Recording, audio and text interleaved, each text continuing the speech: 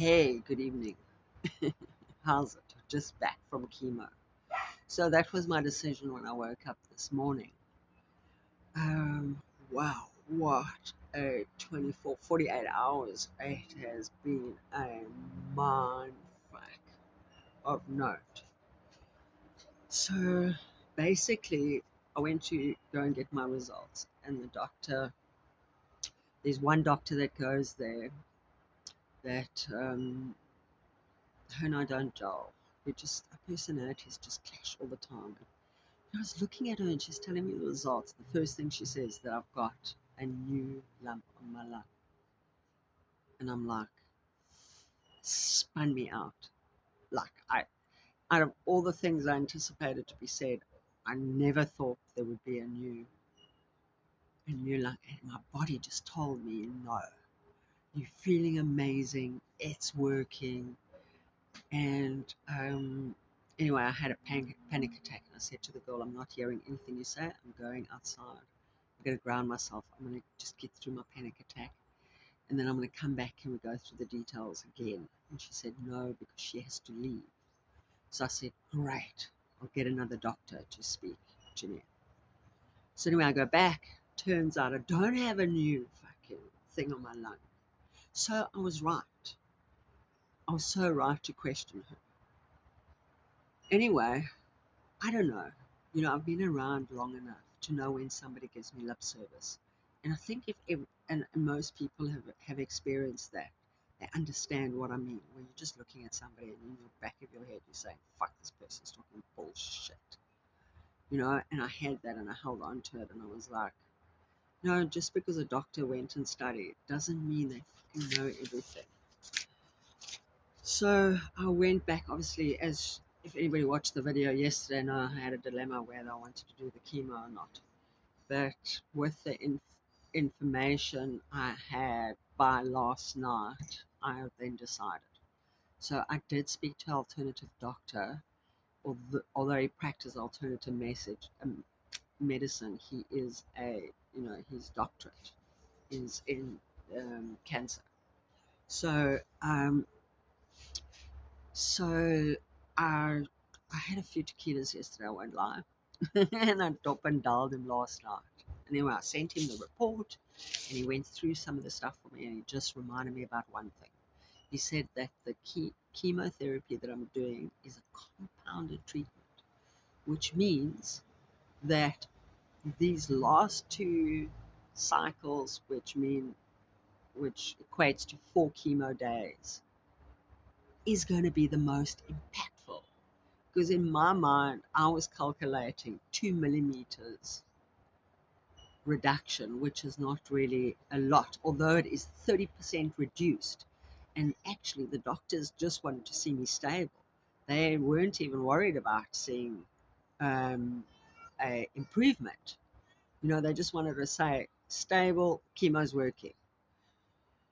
So yeah, so that was so that Jesus, trust your gut. That's all I can say.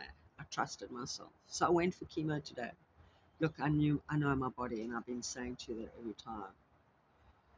So today I had chemo and I went into anaphylactic shock.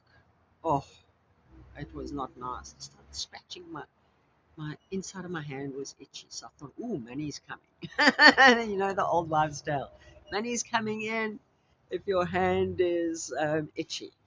And then my other hand started getting itchy, and then my boobs started getting itchy, and I started scratching it. So as I did this and looked down, wow, both my boobs were red. So I was like, yes. Anyway, they were so efficient. The doctor was there in 1 minute. They had more steroids in my drip. My breathing started laboring. They gave me oxygen. They watched they did about, I don't know how many, uh, they had me on the machine to check my blood pressure. My blood pressure was going up and down, up and down. And then when the steroids came in, it settled down. Then they wouldn't let me leave. That's why I got home at 4 today. They wouldn't let me leave until my blood pressure and everything was stable. So, yes, amazing, amazing, amazing.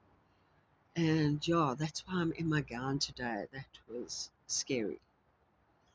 It was really scary how quickly my body just couldn't breathe. And then I could breathe, and then it was normal. And this all happened. It took about, I don't know, you can't tell how long it takes. It's like, you're in that moment. So, yeah, that's where we're at. And then today, when I finished my chemo, because I had to hang around, I was lying in the sick room in the bed. And the third doctor that was there, the nice one that I like, the young one, she's the youngest out of all of them. So I said, "Oh, please go over a few things. I still have a few questions." And we went again, line for line, through this report. So I took the whole report, which that first doctor said to me. She couldn't give me the report because her printer wasn't working. Meantime, she printed it out. She gave it to that other doctor that I saw. So I fucking can't stand somebody that lies. So if you're going to lie to me, I don't want you to be my doctor. And I went in today and I spoke to the sister who organizes everything. And I said, listen, if for some reason her and I don't generate, for whatever, I cannot go and see her again. I've got 3 more treatments, please. When my file is up, can you rather let somebody else take it and I'll wait for the next doctor to be available? Because this is my life. And I'm not going to have a doctor that I don't resonate with and who lies to me and who doesn't know how to fucking read a report, you know? So anyway, that's where we're at. And yay, I've got a whole lot of steroids. I'm going to be up all night. Usually I'm up for 3 days on the steroids, but I had double steroids today, from the shock and an anaphylactic shock that I have. They gave me more steroids in the drip. So, and I've got steroids to take tonight and a whole lot of other meds. She says I'm going to be tripping off my tree tonight for the next 3 days. So if you're up in the middle of the night, check to see if I'm online. If I'm online, come and chat to me. Jeez, I sit and watch. I watch videos and videos, and I'm like loving YouTube. So yeah, that's my go-to. That's my story. That's where we're at.